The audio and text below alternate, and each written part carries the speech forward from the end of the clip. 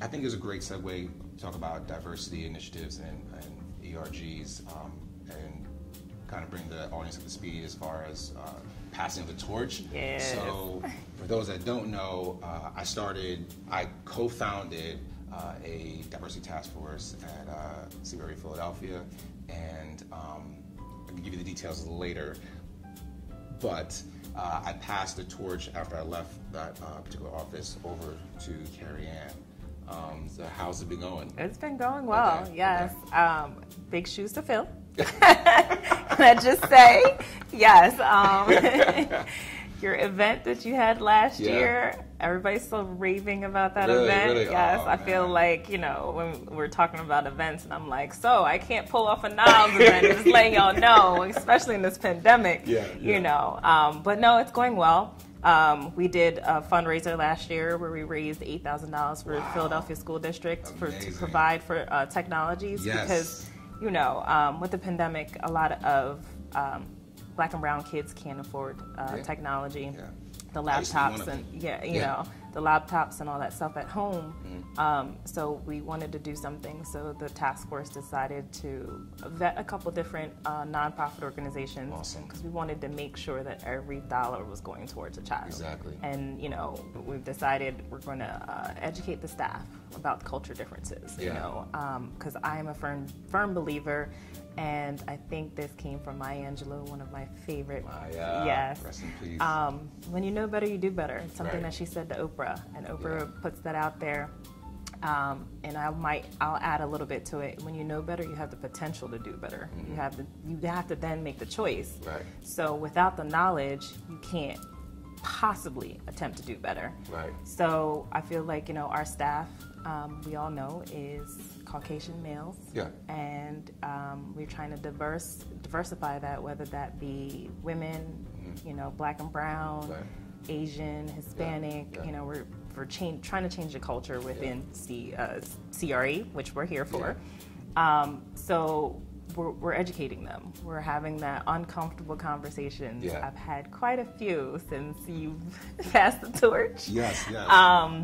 And I will continue to, and the team is continuing to. So we're trying to do some big things. It's a little difficult with the pandemic because we want to be more in person. Right. But we've been doing a lot of virtual. We also had a summit at the beginning of the year. You were part of it. Yeah, for sure. I had you on there as a guest speaker.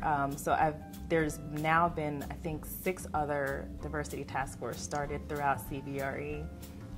They also hired a chief diversity officer. Well, he's now a chief responsibility officer. So they've broadened his scope of work to not just the diversity, but also the ERGs. And a bunch of other things to keep CBRE accountable for the changes that we're trying to make within the company. The company's not there yet, but they're definitely doing some work. You know, you know, last year propelled a lot of companies to make that change. I would say CBRE had, you know, the ERGs and did have a diversity before, but it wasn't as pronounced as it is now. Exactly. And more, I'm getting calls from other, you know, markets across the country that's like, hey, I know Philadelphia had this going on for, you know, 2 years now. What have you guys been doing? How'd you guys do this? So I have to say thank you to you for being that person that wanted to, you know, take that brave role and stepping up to the plate and going to our leader here in Philadelphia and saying we need this change. You know, I have to say, me personally, thought about it before, and I was like, it's not going to change. And, you know, it's not. I'm glad you said that because this is a great. This is a great pivot point right here. So, starting the task force, right? So I'm glad you said 6 other cities or wanted to start one. And that all came from a vision that I had, right?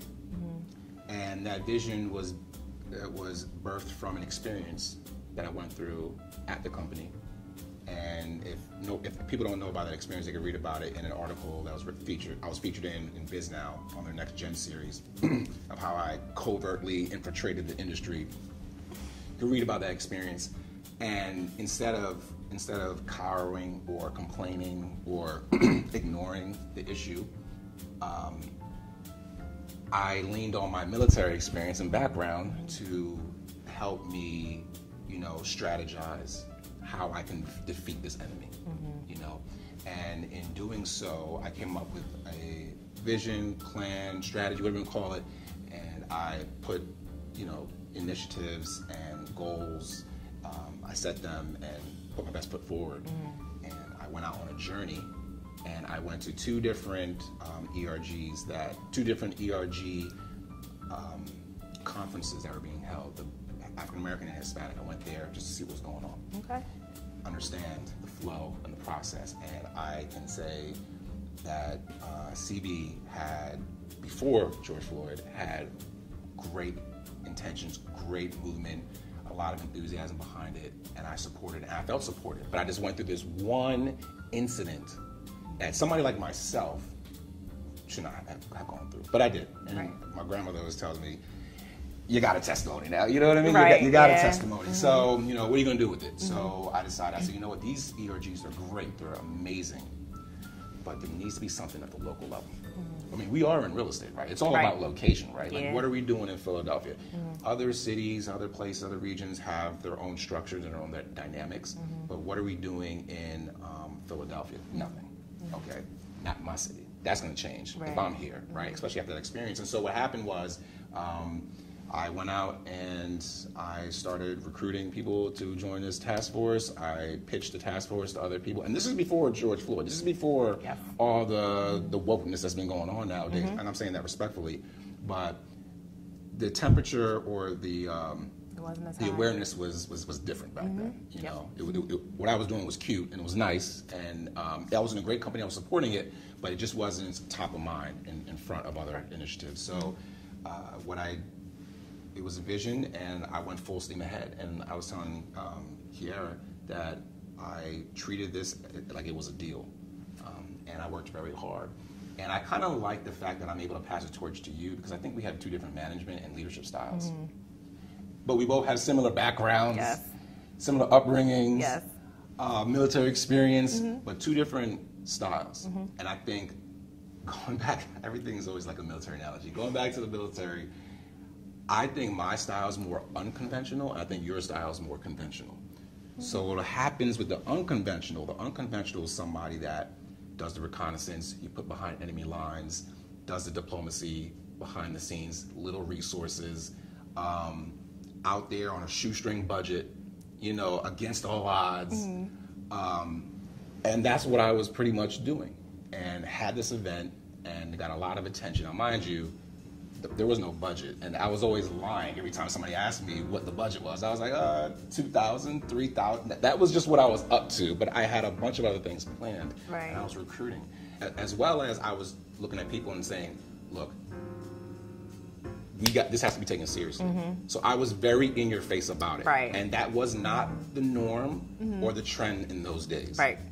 But I was also trying not to be the angry black guy or disgruntled or look like, so I had to be very corporate and strategic and casual about it. But I was in your face, even so much so, even if you were a diversity recruiter, I was like, look, I don't know what you're doing in other cities, and I told you about this, but in Philadelphia, we do things different here. And I'm leading the charge, and this is how it's going to go down. So you either going to get, and they look at me like, oh. Step up to the plate. Adam Mullen pulled me aside like, I think you might want to calm that down a little bit. We're on the same team, man. But I was like, he appreciated it. We actually had a conversation about that. And I was telling him, look, what's been going on, I appreciate.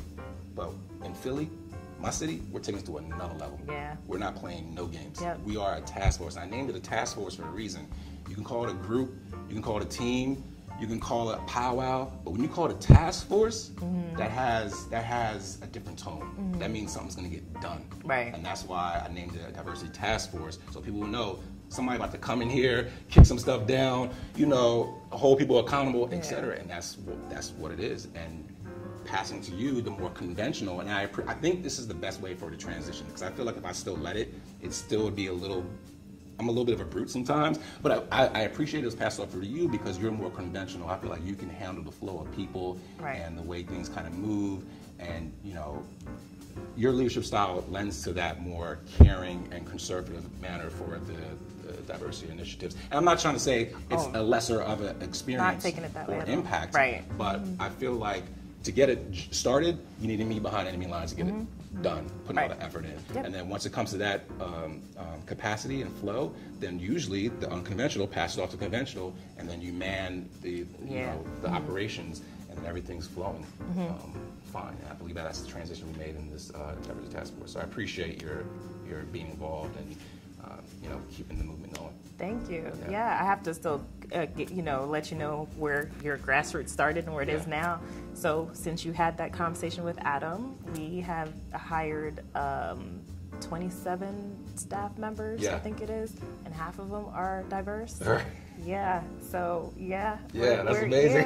We're you started that, and Adam's continuing it. Of course, I'm pushing him behind. Like you said, we have the different dynamic in leadership, and you can always lead in different ways. Yes, you can.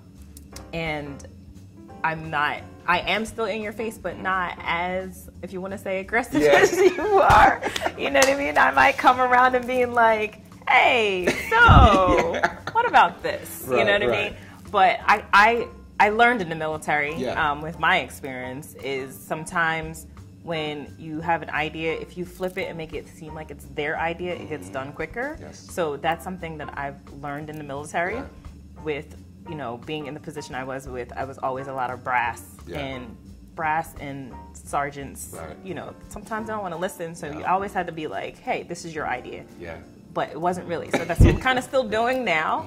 And Adam's great because he does take the torch of being in your face when it comes to the brokers. So we make a good team when that comes. If I have anything, I go to him and being like, hey, I need this, I need that, or whatever, and we work together in making it happen. So it's definitely a work in progress. Of course, I'm still not there yet, and I know I'm sitting here saying, oh, we hired 27 people and half of it diverse. But if you know anything about commercial real estate, that is great progress right now. Oh, yeah. You know what I mean? So we still have a lot